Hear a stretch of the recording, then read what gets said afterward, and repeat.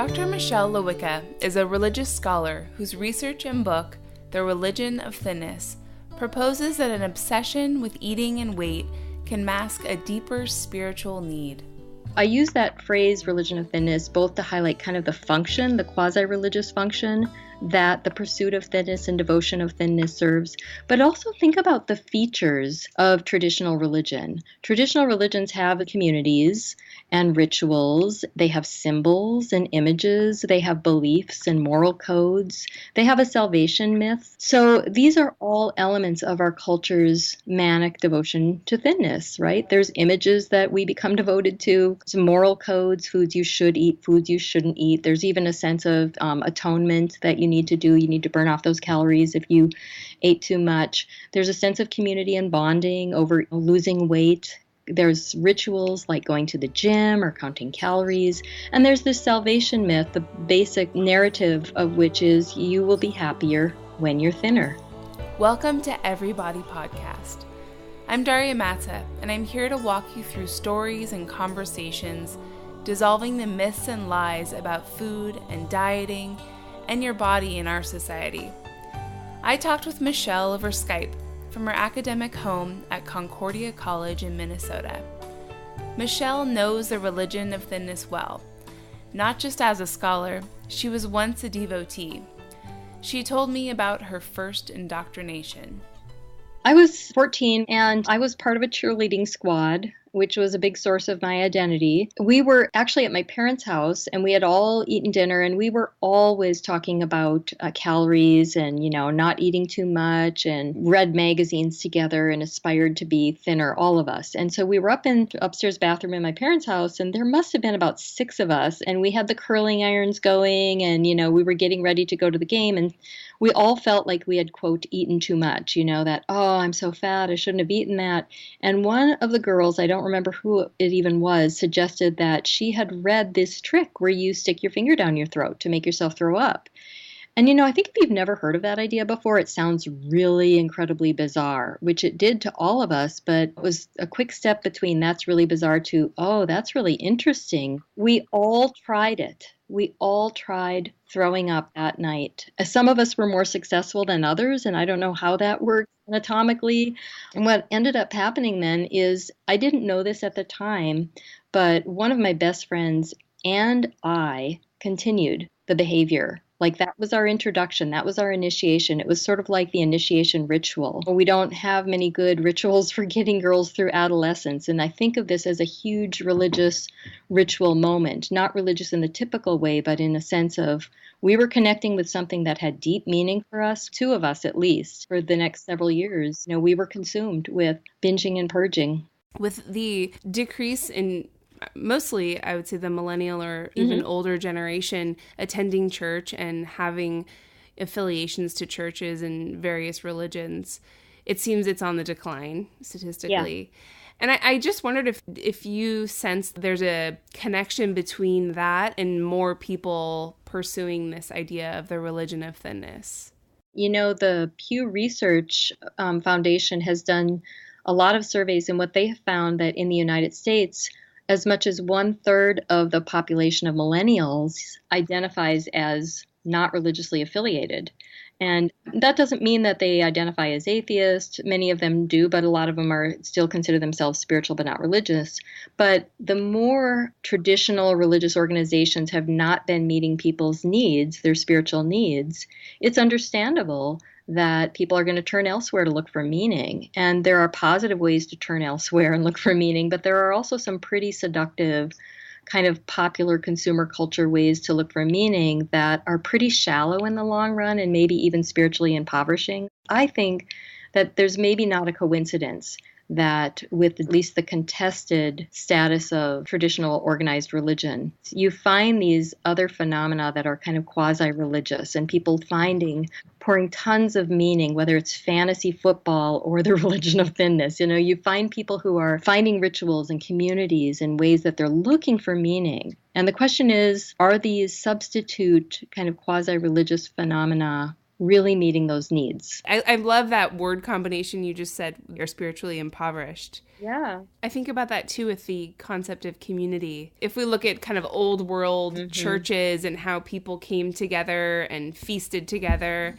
and now we have a sense that you have a community because you have all these friends on Facebook, but social media encourages comparison. It encourages, when you're posting something on Facebook so often, it's sort of like, look at what a great time I had, or look at what a great body I have, or look at how I've lost weight, or shaming people who have gained weight. And so I think social media, because you reach so many people so quickly, just has this power to exacerbate this kind of pressure to look good and to compare yourself with somebody else who has a body that's not yours.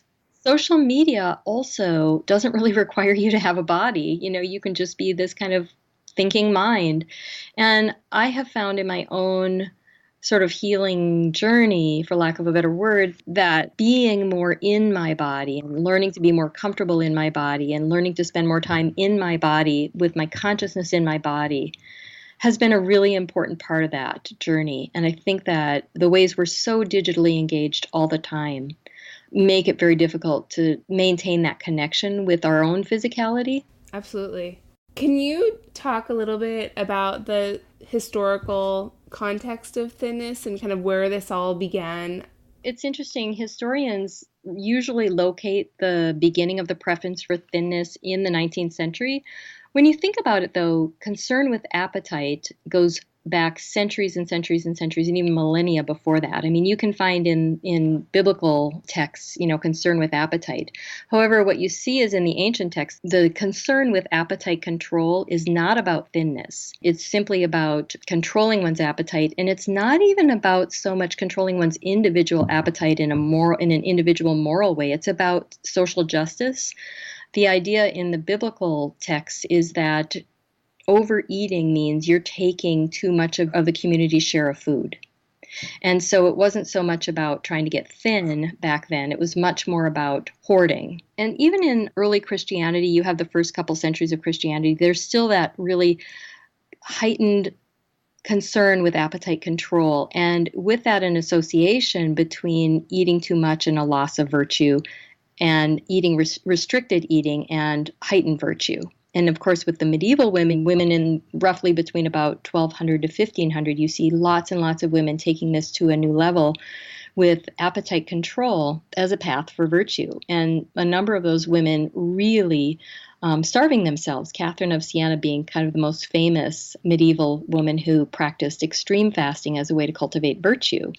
But what's interesting is in all of those historical examples, you don't really get that concern with thinness. You get an association between appetite control and virtue. So it's really not until the 19th century that you get that emphasis on thinness. And part of what's happening in the 19th century is there's a move towards a more consumer-based economy with urbanization and industrialization, and advertising is getting going. These kind of social changes are making lifestyles more sedentary, and food is becoming more abundant. Body norms are becoming more visible for all but the most poor people. And in this context, you find that there's this kind of residual Puritan mandate to control desire and work hard and delay gratification. And that clashes with this kind of new economic emphasis on buying more and seeking pleasure and gratifying the senses. So you have this kind of clash, a distinctly kind of modern version of preferring thinness happens with these two forces, one of which is saying refrain, contain yours, and the other is saying indulge. And I would also say that those social and economic changes are segueing or intersecting, maybe is the best word, with dominant views of race and class and ethnicity. There's a really interesting book that I was reading for the book I recently wrote, the book that is coming out in January, by Amy Erdman Farrell, and it's called Fat Shame. And she looks at the history of fat shame. And one of the arguments that she makes is that fat shame and the sort of the desire for thinness being the flip side of hostility towards fat bodies really emerged at a time when colonial discourse was looking at so-called savage people's bodies as obviously inferior bodies. And there was a lot of discussion about these bodies being more plump. The size of those bodies was understood to be an indication that these savage people couldn't control their appetites. They were more primitive. They were more driven by instinct, or they couldn't maintain control like white Northern Europeans could. And so this desire for thinness is also very racially coded, ethnically coded. When immigrants started moving to the United States, especially in the late 19th century and early 20th century, when groups of immigrants came, those from Eastern and Southern European countries were often, and Ireland as well, often had more rounded bodies and were often looked down upon with disdain, in part because of the class burden they were thought to bring, but also because they were seen as inferior because of their bodies.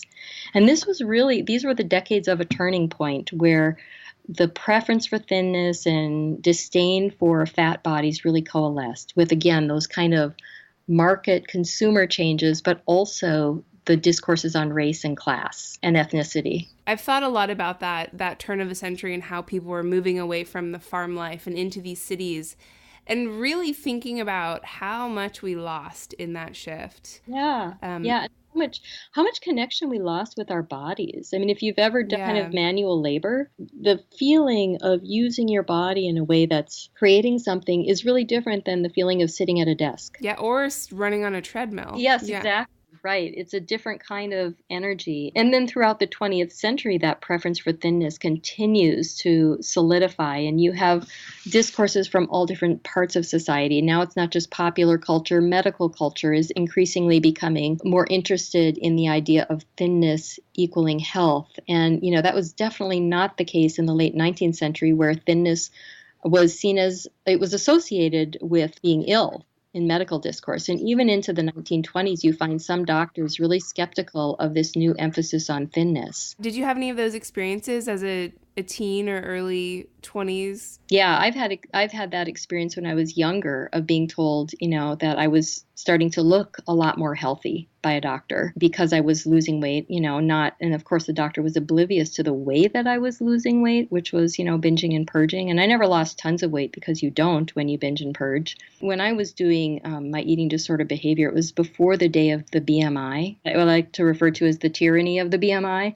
Nowadays, there's even more pressure, I think, with that number becoming kind of all important when you go to the doctor. And even, if you're a kid in a Phy Ed class, students that I have reported they get their BMI checked in grade school these days. And some kids I've read about having report cards sent home with the BMI. Ugh. Yes. That required a little bit of a deep breath for me. No, it does. And some of the stories that I've read, being traumatized by doctors, being traumatized by parents, being traumatized by teachers, and being traumatized by nurses who came to their Phy Ed classes to take their BMI, before they even knew what that concept was. The obsession with kind of measuring our bodies, I think a lot of people aren't aware of just how really traumatizing that is. Yeah, and I think also that idea of somebody having authority over your own body and telling you what you're supposed to be looking like or supposed to be doing, especially for adolescents, is just incredibly, like you said, traumatic. Could you talk a little bit about what you refer to as the schizophrenic attitude towards eating that we have in our culture? In many ways, it's the 21st century version of what started in the 19th century with these competing demands that we're supposed to refrain and indulge. And you see this in popular culture all the time. I mean, just look at a McDonald's commercial with a really skinny woman, just eating a Big Mac, Or if you look on one of the magazines that is so consistent with this at the grocery store, if you're at the checkout stand next time, take a look at the Women's World magazine, because what you'll see are tips for lose 10 pounds in 7 days through this water diet, big bold letters. And then at the bottom, a new recipe for the most scrumptious chocolate cake. And these are the messages that we're getting all the time about, how we're supposed to refrain, but we also really should indulge. These competing messages are perfect for corporate capitalism because they create a really dysfunctional relationship with your body. So you're you're eating in ways that are not healthy and then trying to, compensate by not eating and then compensate by overeating. And some of the companies, that are encouraging this kind of schizophrenic behavior used to be that the same company that owned Jenny Craig was Nestle, which produces the chocolate. Eat your chocolate and then go, to Jenny Craig and lose weight. Well, that's perfect if you're the owners of that company, but it's schizophrenic if you're a person just trying to, relate to your own body and figure that out. So I think there's just so many forces in our culture that we're bombarded all the time with these mixed messages that you really should be able to control your appetite. But then, the next message is an advertisement for some, incredibly scrumptious dessert. It really is, I think, crazy making. And we're also taught to just trust the messages from outside of ourselves. And in that process, I think we increasingly lose contact with what our bodies really want and what they really need. We lose contact with whether we're even hungry or not. We don't listen to the cues that our bodies give us anymore because we've been so told about what we should eat and shouldn't eat. And that the whole culture promotes that. And lots of companies make money off of that confusion that they stimulate in us. I saw statistically that there's a trend that the dieting industry is on the decline. Yeah. I wonder now if there's some other factor that's taken its place, because I do feel like there is the cultural conversation happening that diets don't work.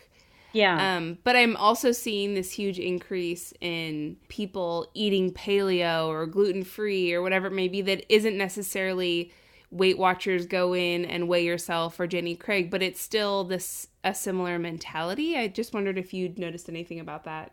Yeah, no, it's a really good observation. If you don't know that diets fail by about 90 to 95%, then you maybe have experienced that, right? If you don't know it statistically, you've experienced that. And there is more discussion about diets not working. And I have seen a migration toward, I guess, what I would call the fit ideal. This idea that, well, I'm not going to lose weight through dieting, but I'm going to try and have a fit body. And you see this also in, popular culture images, that it's not always so much the anorexic looking model who is the epitome of beauty, but it's this lean, toned, muscular but not too muscular, that thin but fit can also generate, I think, a lot of anxiety and even compulsive, unhealthy kind of, I have to follow this orthodox plan approach to weight that is just almost substituting one obsession for another in almost a more dangerous way because it's done in the name of health, or the pursuit of a toned and fit body under the guise of health is just as potentially damaging as the pursuit of thinness for the sake of beauty. Sure. I'd love if you talked a little bit more about the ideas of ritual and its power. Mm-hmm. Why ritual is so important to us humans. Yeah. In the context of religion, rituals are the most kind of embodied part of religious behavior. But I think, as you alluded to, there's so much ritual behavior that is in our daily lives that's not even tied to religion. Think about, most of us brush our teeth every morning and every night and have a cup of coffee, or we do things in a kind of familiar, embodied, repetitive way. And I think the primary function there of the ritual is to help us deal with uncertainty, to give some kind of stability to our lives. And I mean, let's face it, there's just so much uncertainty beneath the surface of our lives. We go through our lives thinking that we're in control and we know what's next and we've got this plan. But there's a lot of uncertainty when you stop and think about it. You don't know what's going to happen tomorrow. But at their best, I think rituals are helping us create a sense of groundedness and a sense of living amid the uncertainties of life and trying to stay open. You can't stay open to uncertainty if you're not grounded. Do you know what I mean? So Right. Rituals provide that grounding that can allow you to stay open to the uncertainty that's always there, whether or not you want to acknowledge it. It's unfortunate that rituals themselves can become a kind of mechanism of control. But I don't think that's how they're used when they're really working well spiritually. When they're working well spiritually, rituals give us a sense of stability and groundedness so that we can stay in touch and open to and less fearful of the things we don't control, which is a lot of our life. Could you give me some examples in the Religion of Thinness of ways people use ritual in that way? Some of the most common ways that rituals become ritualistic, when I think about it in the context of the Religion of Thinness, is exercise. So exercise can be a fantastic ritual that can ground you, get you connected with your body, create those endorphins, keep you breathing. Yet the way that exercise is so often pursued, especially in the context of the Religion of Thinness, is for weight loss. Right. Once you start engaging in exercise for weight loss, first of all, the pleasure, diminishes immensely. And secondly, it can start to become very compulsive. Well, I only ran 2 miles today, I've got to run 3 tomorrow. The ritual of exercise can become a ritual of control, and in this case, weight control, rather than a ritual of freedom. There's so many good ways that exercise can work for us, but when it's connected with weight control, the entire function of it is aimed at something that, ideally rituals are helping us let go of. What about in the context of fasting with ritual? Again, going back to those medieval women, that's where I think about fasting in the context of religious ritual. For those women, it really was a double-edged sword. In many ways, their ritual fasting allowed them to have more power than a lot of their contemporaries did, because they were seen as somewhat saintly, their virtue. But in many ways, the power came at the cost of self-denial, and in some cases death. Catherine of Siena starved to death. So fasting can be done in a religiously observant way that does open oneself up to that which we don't control, and that does even create a sense of community. I think of the practice of Ramadan, beautiful ritual of fasting, and the point of the Ramadan fast, of course, is not to lose weight. The point is to refocus your body and your mind and your heart and your spirit toward that which you most value in life. In Islam, of course, to submit to God. But it's also a way of connecting with the community, building a sense of community. The Muslims I know who fast and observe Ramadan in Moorhead, Minnesota, are connected with Muslims around the world, in Saudi Arabia and in Indonesia, who are fasting during the same time. So it's this community building ritual. It's also a way to stay connected to people who don't have enough to eat, and to be mindful of those who don't have enough to eat, and to intensify appreciation for the food that you do have. There's also a sense of joy and festivity when the fast is broken. There's nothing somber about those kind of fast-breaking dinners, and the Eid al-Fitr, the celebration at the end of Ramadan, are very joyful. It's a beautiful ritual, and I think that illustrates that fasting doesn't have to be about control. The idea that when you're fasting, you're closer to death and in somehow closer to salvation, or... Yeah, it's interesting because you're closer to death and closer to virtue, too. In the religious context, and in particular the medieval ascetics, it was really a way to understand that the body is a vehicle for connecting with God. One of the things that really interests me about fasting practices in the historical Christianity is a lot of people will look at that and say, oh, that's so dualistic and so anti-body. But when you think about it, the body plays a central role in connecting with God in the practice of fasting. In fact, your body is the instrument whereby you connect with God. So it's not really an anti-body, because the body is the vehicle you need to get close to God. It is a kind of ambiguous practice in that there is a sense in which you do have to deny the body's needs. I mean, the body's needs have often been associated with impurity and with sin even. I mean, let's talk a little bit about the story of Eve.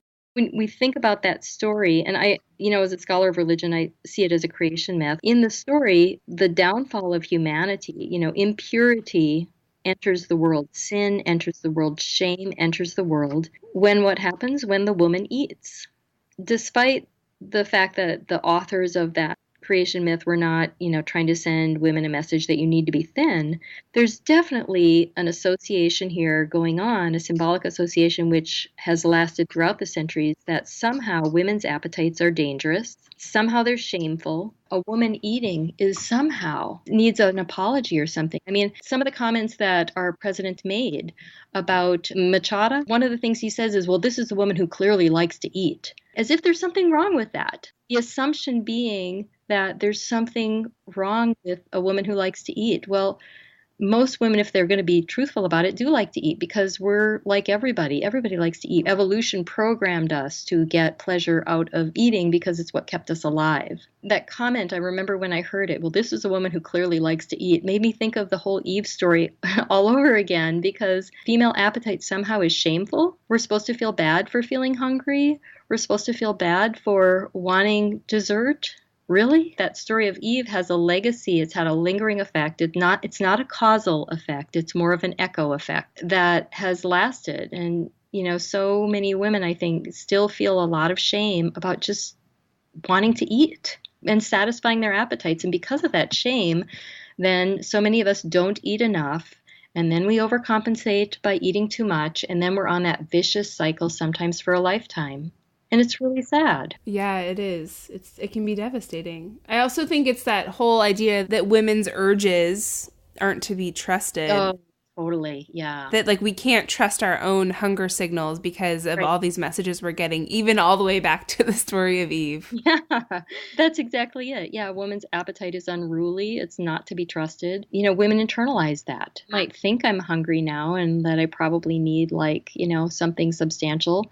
I might think that's how my body feels, but I know I shouldn't give in to that. Yeah, it's making me think for some reason of, I think it was Paris Hilton and one of the fast food chains ads with the hamburger on the hood of the car where she's just, in her bikini or whatever, maybe eating this hamburger. And, there's just something that's supposed to be so, I don't even know what it's supposed to be, but it's just primal urges. But what's interesting is try and imagine a large-bodied woman in that commercial. Now, that would be unthinkable because be considered, quote, gross, by popular culture standards for a large-bodied woman, a woman of size, to be really enjoying that same hamburger. Right. No, it has to be a woman who's clearly made the sacrifice of going hungry in order to deserve eating that big, juicy burger, right? And the kind of sexualized imagery with that. And it's just intolerable for us to imagine that it's okay for a large-bodied woman to enjoy food. Right. We almost say that a large-bodied woman doesn't even deserve to have self-love. The flip side of the religion of thinness really is the persecution of people who are fat and the disdain and disparaging and shameful gaze that we direct towards large-bodied people. If nothing else, I think we need to really pay attention to that, especially in this day and age where all the demons seem to be out of the closet in terms of how we categorize and judge and shame people who don't fit the idea of what you're supposed to be. How did that shift look for you when you went from following the religion of thinness, from what it sounded like, to now you don't, I'm assuming?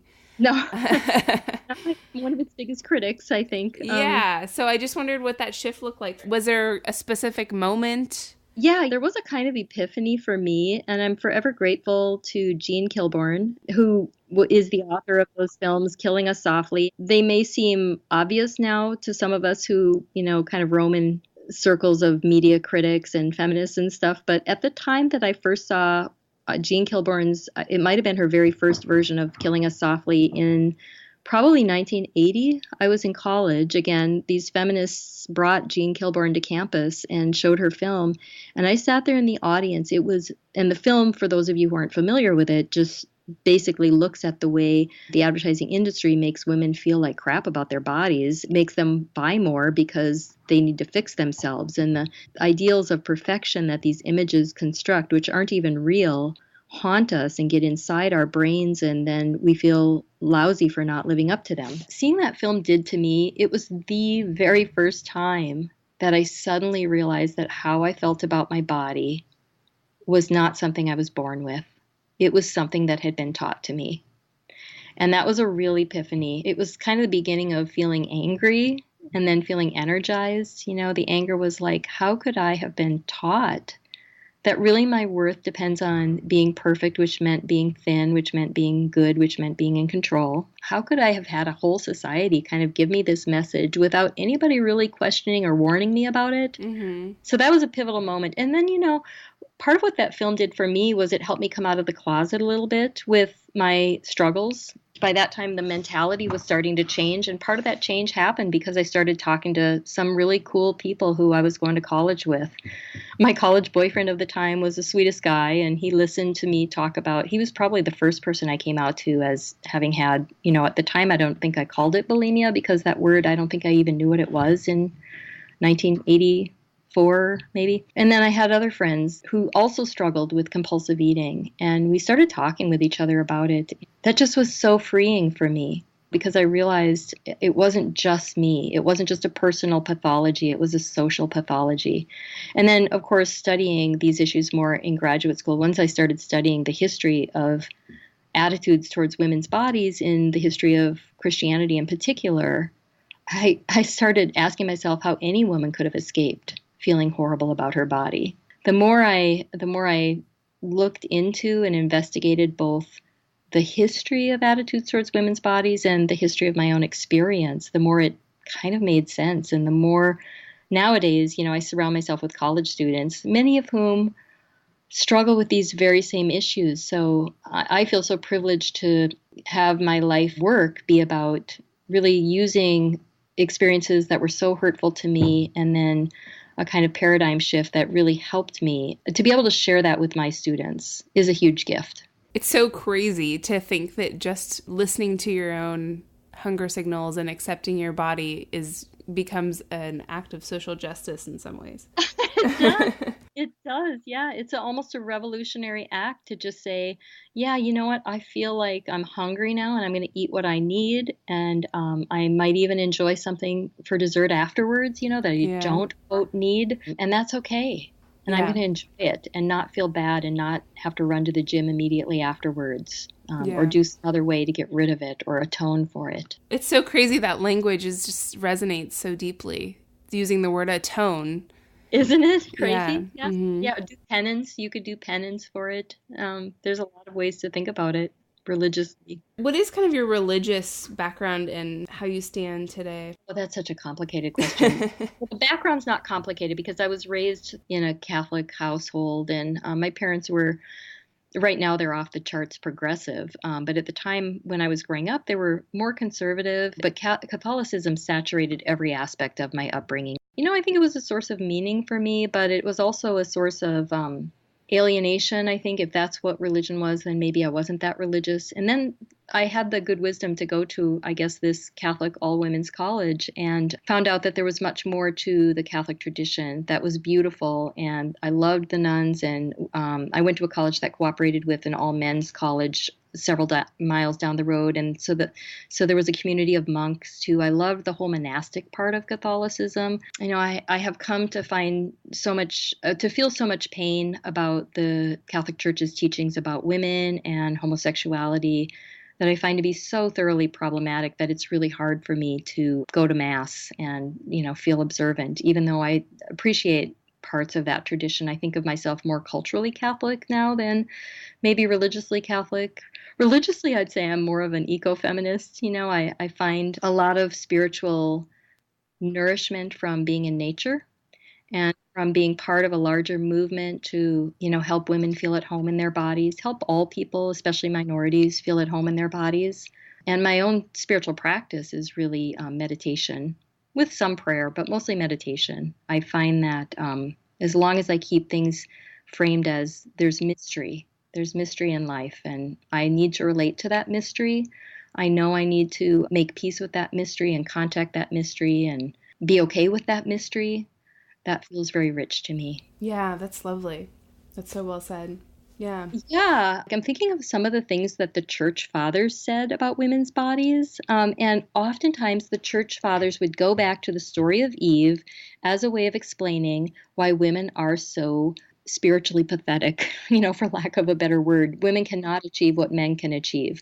They go back to that story of Eve and they say, well, since she was the first to sin, and since she couldn't contain her appetite, it is obvious that she is spiritually inferior. Whereas Adam was not the first to sin because he could contain his appetite. And not only that, but once Eve did sin, she tempted Adam into sinning. And so therefore, she's doubly sinful. So that narrative replays itself out all the time in popular culture where women play the role of temptation, right?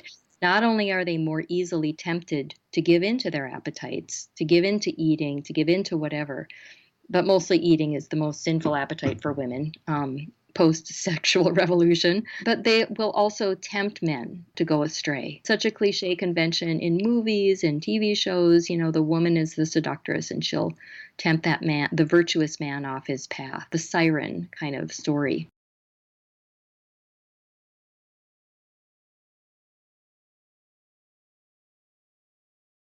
These are all legitimate spiritual needs. The way that the religion of thinness goes about encouraging them and really failing to fulfill them leaves us ending up feeling more empty than before, and leaves a lot of women and, increasingly men too, feeling kind of hooked on this treadmill of never being good enough and never feeling okay about themselves and always feeling like they've got to be going for some future version of themselves. And every moment now is building towards some future version of themselves. Well, what about life now? What about this life right now, this body right now? What about acceptance right now?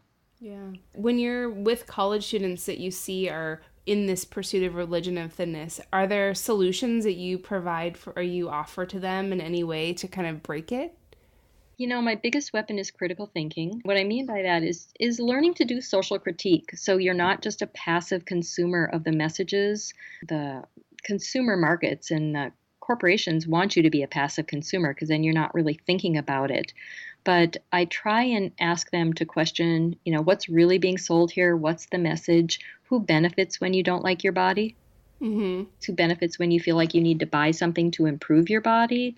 It's kind of the frontline defense. Mm-hmm. Critical thinking, teaching cultural criticism, and teaching students to look at an advertisement and study it in a way that doesn't happen when we're just taking it in as entertainment. And I also try to get them to identify what some of the narratives are that they have internalized. Oftentimes we don't realize that the voices in our head, the shaming voices, the you should do this voices, the you're bad, all of those voices, we don't realize to what extent they reflect messages from the outside that we've internalized. When you start seeing that, hey, this narrative I've got going in my head is not just mine, but, so-and-so has it too. And then if we can talk about it collectively in relation to the culture that taught us that message, then, we can start to have more resistance to those messages and be more selective about what ideas we let into our minds and bodies and hearts. Yeah.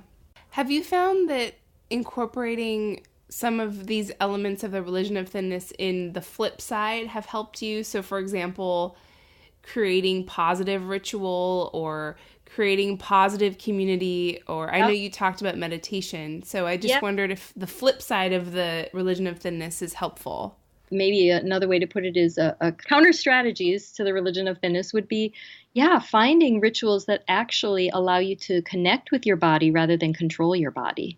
Finding, and maybe that means, changing the way you exercise so it's not punishing, so it's not ritualistic, but just a kind of a ritual that allows you to enjoy your body. Finding images and role models that you look up to that are worthy of your devotion. And maybe, that's not going to be Paris Hilton or whoever, I don't even know who Kim Kardashian. Finding women or men who are worthy that inspire you to become your best self. Finding communities that are countercultural, that will do this cultural criticism with you so you're not alone and feeling like a freak for being the only one who says, it's okay to be fat. I'm going to stop apologizing. I'm going to stop dieting. To find other people who share those countercultural values and that cultural critique. Finding a new salvation myth. What is your life really about?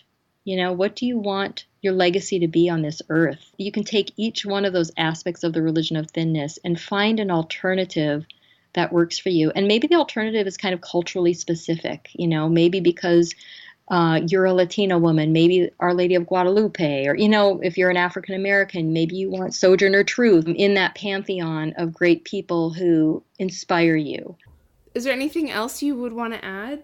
But the only thing I'd say is that with the Religion of Thinness, that book, one of the things that was not on my radar in a way that it is now, because I just had a sabbatical last year and I got to spend the whole year writing a new book, which is coming out in January. It's called Shameful Bodies: Religion and the Culture of Physical Improvement. It builds on my previous work, but I've looked at issues of disability, issues of chronic pain and chronic illness, as well as aging. But there's also a chapter on weight, and that chapter really reflects new research that I've done on the hostility that our culture directs towards people who are fat. And I delved into fat studies, and it's a whole new academic field. It's super interesting, but it really expanded my thinking about just how much work we all have to do beginning to appreciate physical diversity, to think about ways that we can support people living in the bodies that they have. Also breaking some of the myths that are part of the hostility, that fuel the hostility towards fat people, including the myth that health equals thinness. Shaming, demeaning, disparaging attitude our culture has towards fat. I think there's a lot of soul searching we need to do to call into question some of the myths we've been taught about health and thinness and some of the messages we've absorbed from our culture. Yeah, that's great. I'm so grateful for your time and your wisdom and the books that you've written and your continuing work. Thank you so much. I really appreciate you getting the message out there and having these kinds of public conversations, making them available to as many listeners as possible is a way that helps everybody come a little bit further out of the closet. And that's the only way healing is going to happen. So I love what you're doing. I'm so grateful and very happy to have the conversation with you. And great questions too. Thank you so much. Thanks for joining me today for everybody. Next week, we have a wonderful interview to share with author, activist, and fashionista extraordinaire, Virgie Tovar. Virgie's work on fat discrimination and body image is changing the world, and you are going to want to hear this episode. Please subscribe so you won't miss it. And speaking of future episodes, I want to hear your stories. What books are you reading, and who is inspiring you? Please let me know on Facebook or Instagram or on our website at everybodypodcast.com. And hey, thanks for listening.